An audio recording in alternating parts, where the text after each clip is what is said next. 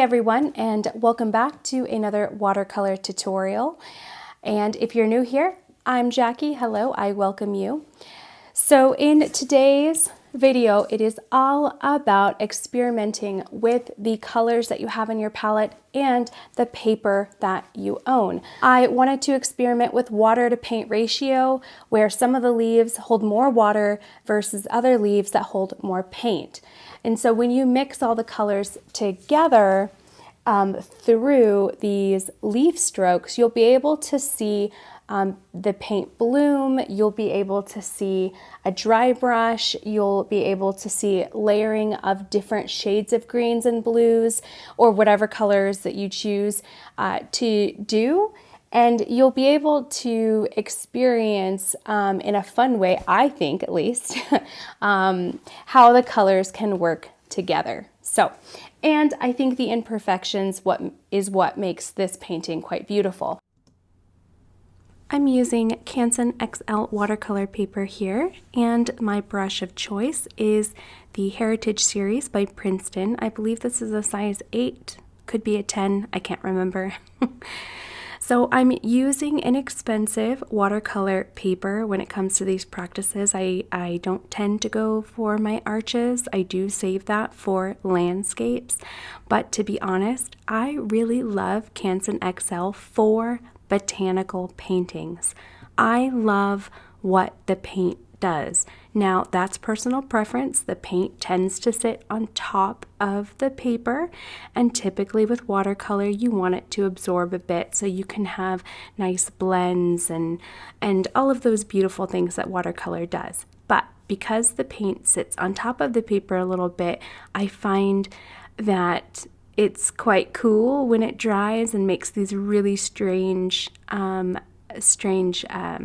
what's the word? Effects? That's not the right word. You know what I'm saying. So what I'm doing here, you're going to see me rotate my paper, but the leaf of choice is more of a eucalyptus. Now, I am pulling from every single blue and every single green that I have.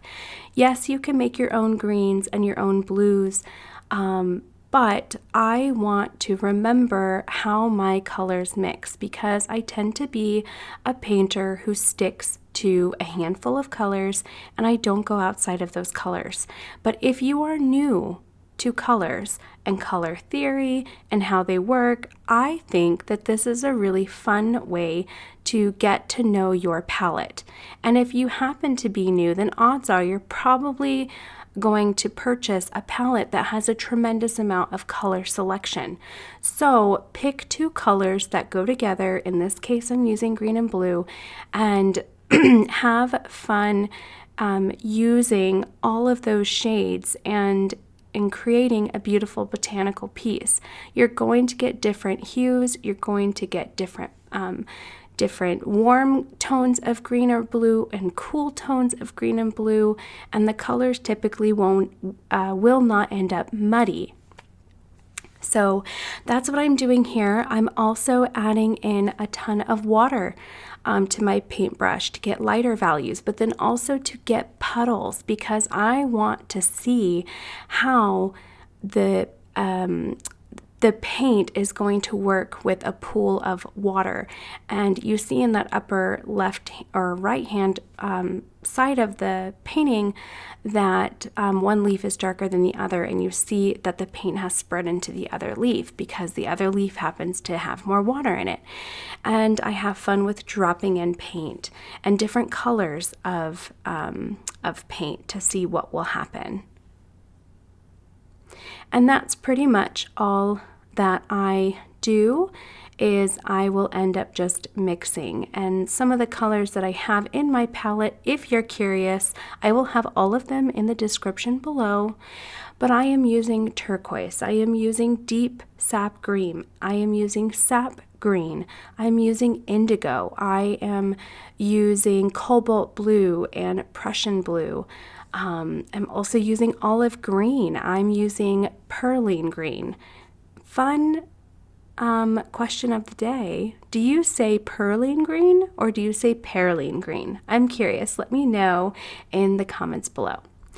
All right, so you can see what I just did is I took, now I saved this for last, but I took the most saturated paint that I could possibly get. So that basically means hardly any water and more paint on your brush.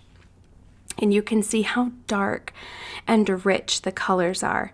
And I personally, this could be an artist preference, but I love the darker and richer paint, especially in watercolor. Now, I know most people don't typically go for those really dark shades when it comes to watercolor, because watercolor is very transparent and it's beautiful, transparent. But I really love the richness and the depth and what you can do with watercolor in that sense. So I tend to use that a lot in my paintings.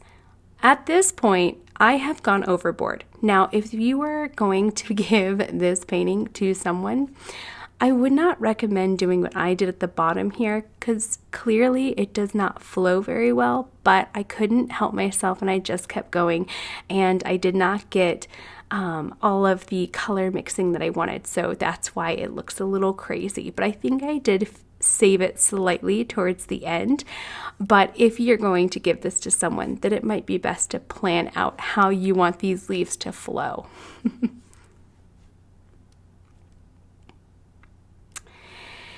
And the last thing that I end up doing here to finish the painting exercise is to splash on some of that blue-green color.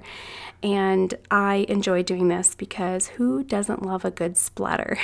So, but that is about it when it comes to this painting. You don't have to use this leaf shape. You can use any type of leaf shape. I have a video that I will link at the end of this video that you can watch if you're curious about different shapes.